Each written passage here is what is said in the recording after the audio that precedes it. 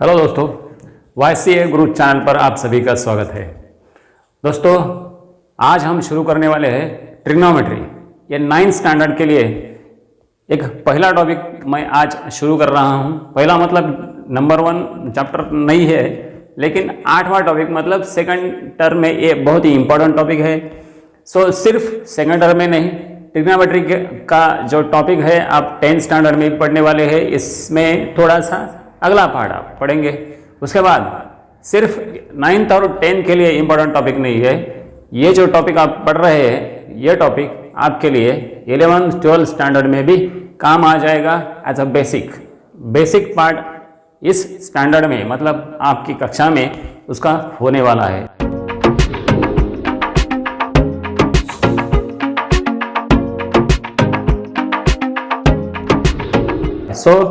So overall ये जो topic है इट्स वेरी इंपॉर्टेंट टॉपिक। इसलिए ट्रिग्नोमेट्री, बहुत सारे बच्चों को ट्रिग्नोमेट्री बहुत हार्ड लगता है। सो क्या वो साइन कॉस टैन वगैरह वगैरह सोचते रहते हैं, लेकिन इसको हम एकदम सरल भाषा में इजीएस्ट वे में उसे समझने की कोशिश करेंगे। तो चलिए शुरू करते हैं ट्रिग्नोमेट्री। तो दोस्तों, ट्रिग्नोमेट्री जो इसकी डेफिनेशन देखने से पहले इस चैप्टर में हमें क्या क्या देखना है वो पहले हम देखेंगे। उस पर डिस्कस करेंगे। ट्रिग्नोमेट्री में इसका इंट्रोडक्शन करना है। इंट्रोडक्शन में क्या आएगा दोस्तों? एक तो इसका इंट्रोडक्टरी पार्ट देखना है। इंट्रोडक्शन में क्या आएगा, तो ट्रिग्नोमेट्री किसे कहते हैं, ट्रिग्नोमेट्री का इस्तेमाल कहाँ किया जाता है, ये इसमें हम देखेंगे। उसके बाद आता है इसका main part, trigonometric ratios. Trigonometric ratio किसे बोलते हैं, कितने होते हैं, वो हमें देखना है। उसके बाद ट्रिग्नोमेट्रिक रेशियोज के एक दूसरे के साथ रिलेशंस होते हैं, वो रिलेशंस हमें देखना है। रिलेशन अमॉन्ग ट्रिग्नोमेट्रिक रेशियोज के एक दूसरे के साथ जो रिलेशंस है वो हमें देखना है। और उसके बाद trigonometric ratios of some particular angles के लिए trigonometric ratios of particular angles. ठीक है, पर्टिकुलर एंगल्स मतलब जैसे 30 डिग्री है, 45 डिग्री, 60 डिग्री, 0 डिग्री, 90 डिग्री। इसके लिए जैसे कि अब 30 डिग्री है तो साइन कॉस टैन के 30 डिग्री के लिए वैल्यूज क्या होंगे वो हमें देखना है। इस तरह this is the part that we are going to study in this topic under the heading of trigonometry. इस टाइटल के नीचे हमें ये सारे आर्टिकल्स देखना है। तो चलिए फिर एक एक करके देखते हैं, आते हैं उसके डेफिनेशन की तरफ। डेफिनेशन क्या है? डेफिनेशन ट्रिग्नोमेट्री की, देखिए बहुत बार आपके मन में सवाल उठता होगा, इतनी बड़ी बिल्डिंग है, 20 मंजिला बिल्डिंग है, तो इस बिल्डिंग की हाइट कैसे गिने, बराबर कि नहीं, आपके मन में सवाल आता होगा। उसके बाद बहुत ही एक ऊंचा पेड़ है, इसकी हाइट कैसे गिने, ये सवाल आपके मन में आते होंगे। इन सभी सवालों का जवाब ट्रिग्नोमेट्री में मिलता है। ट्रिग्नोमेट्री फिर किसके लिए यूज करेंगे? ट्रिग्नोमेट्री ऐसे ही काम के लिए आएंगी जैसे कि height of the tallest object. कोई टॉलेस्ट ऑब्जेक्ट हो, उसका हाइट गिनना है, ग्राउंड पे खड़े होके गिनना है, तो at that time we make use of trigonometry. जैसे कि एक पेड़ है, ये बहुत बड़ा पेड़ है, ठीक है, ये बहुत बड़ा पेड़ है, ठीक है। इसकी हाइट गिनना है, कितना बड़ा पेड़ है, this H we want to find out. तो उसके लिए क्या करते हैं, जैसे कि आप कोई यहाँ पर ग्राउंड पे खड़ा है, वो यहाँ से इसके टॉप की तरफ देखेगा, ठीक है। अगर टॉप की तरफ देखेगा तो यहाँ पर जो भी एंगल तैयार होगा इसे एंगल ऑफ इलेवेशन बोलते हैं, ठीक है। ये जो एंगल ऑफ इलेवेशन है, नीचे से ऊपर देखना मतलब एंगल ऑफ इलेवेशन होता है। ये जो हॉरिजॉन्टल डायरेक्शन है, ये हॉरिजॉन्टल डायरेक्शन के साथ इस दिशा में, अगर इस डायरेक्शन के साथ जो भी एंगल यहाँ पे तैयार हो गया तो that angle is angle of elevation. Additional आपको बता देता हूँ इसे क्या कहते हैं। उसके बाद सो ये जो एंगल है इसके लिए अभी ट्रिग्नोमेट्रिक अलग अलग रेशोज इस्तेमाल करके, पर्टिकुलर रेशो यूज करके आप इस पेड़ की हाइट गिन सकते हैं। जैसे कि पेड़ ए बी सी, तो ए बी आपको फाइंड करना है उसमें, तो पेड़ से लेके यहाँ तक ये डिस्टेंस तो ग्राउंड पे आपको पता होता है। समझो आप 100 मीटर दूरी पर खड़े हैं, है कि नहीं, तो एक डिस्टेंस आपको पता है। आपने इधर देखने के बाद ये जो एंगल ऑफ इलेवेशन हो गया, तो एंगल ऑफ इलेवेशन भी आपको पता है। तो उसके बाद रेशो, पर्टिकुलर रेशो अप्लाई करके हम उसका हाइट निकाल सकते हैं। बिल्कुल वैसे ही टॉलेस्ट ऑब्जेक्ट में, जैसे कि हाईएस्ट बिल्डिंग हो, है ना, 100 मंजिला बिल्डिंग हो, है ना, 50 मंजिला बिल्डिंग हो, उसके हाइट भी हम ग्राउंड पे खड़े होके निकाल सकते हैं by using trigonometry, bye using the knowledge of trigonometry. तो दोस्तों, कोई आपके ज्योग्राफी के बुक में आपने देखा होगा, आपने पढ़ा होगा कि फलाना फलाना प्लानेट, फलाना फलाना कुछ भी हो, सब कौन सा भी प्लानेट ले सकते हैं, फलाना फलाना planet is at this much light years, light years में वो डिस्टेंस दिया हुआ रहता है, राइट। सो ये डिस्टेंस किसने गिना? सो टेप डाल के गिना क्या वहां पर? नहीं। So it not possible that you can imagine. So इसलिए वहां पर भी ट्रिग्नोमेट्री का इस्तेमाल किया जाता है। कोई स्टार्स हो, कोई प्लैनेट्स हो, अर्थ से लेके पृथ्वी से कितने दूर है, सो वो प्लैनेट कितने दूर है, जैसे मार्स हो, है ना, कोई मर्क्यूरी हो, कोई भी हो, जितने भी प्लैनेट्स है, प्लैनेट्स का डिस्टेंस आपके ज्योग्राफी के बुक में आपको मिलता है। सो ये डिस्टेंस कैसे निकाला? By using the knowledge of trigonometry. So आपके समझ में आया होगा कि ट्रिग्नोमेट्री कितना इंपॉर्टेंट पार्ट है आपके जीवन में या मानव के जीवन में, आप समझ सकते हैं। उसके बाद ये जो ट्रिग्नोमेट्री है इसका इस्तेमाल, जैसे कि अभी समंदर के किनारे लाइट हाउस होते हैं, लाइट हाउस पता है आपको, समंदर के किनारे लाइट हाउस होते हैं, एक ऊंचा एक टावर टाइप रहता है। सो वहाँ पे उस टावर से दूर तक देखने के बाद पता चलता है कि वो जो जहाज है, वो जहाज कितना दूर है ना। अब देखिए, so this is the C here, C है, सी।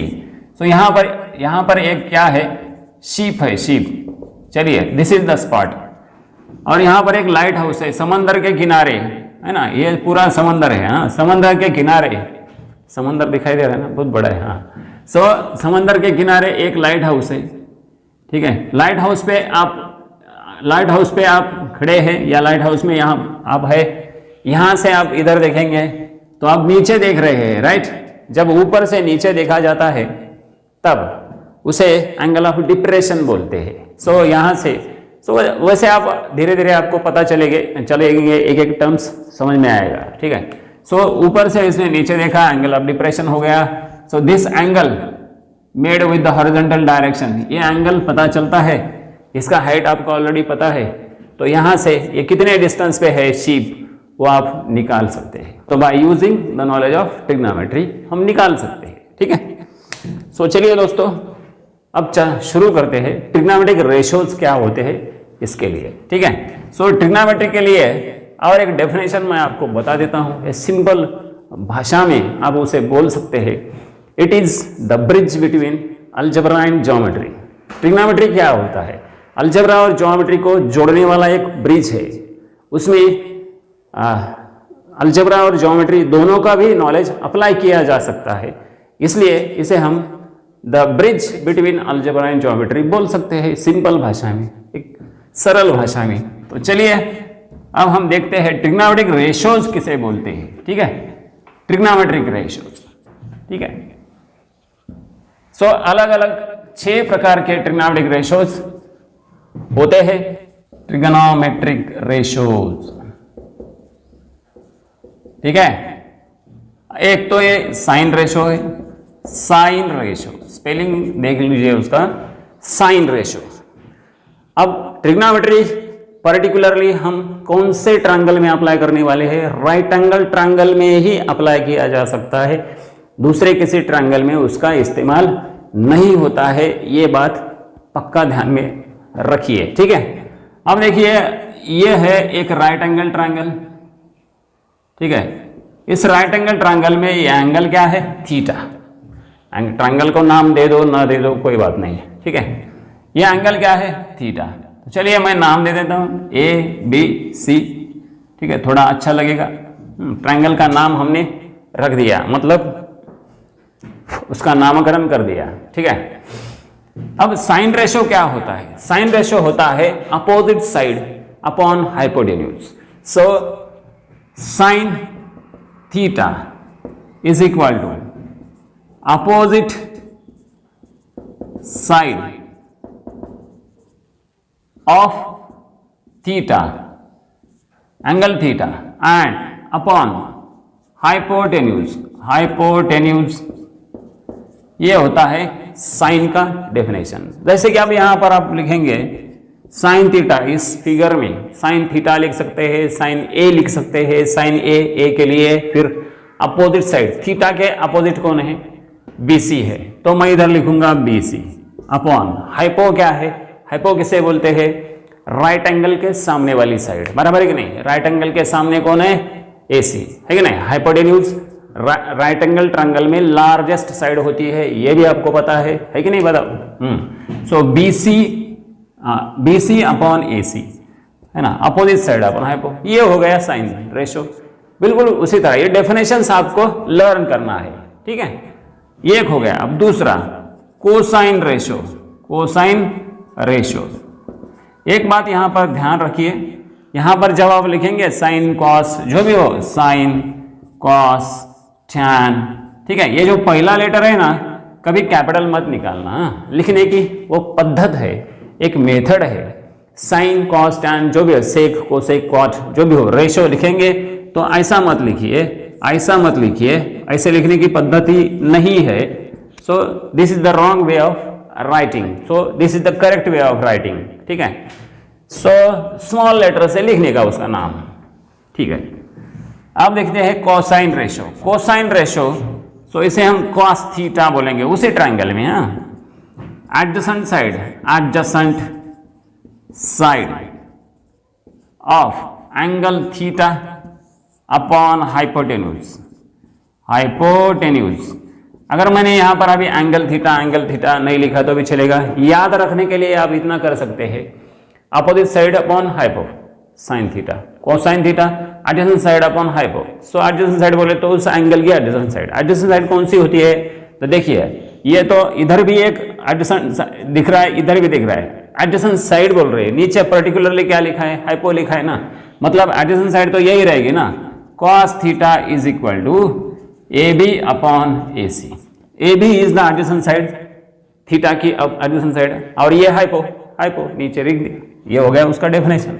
चलिए तीसरा टेंजेंट रेशो, टेंजेंट रेशो, ठीक है।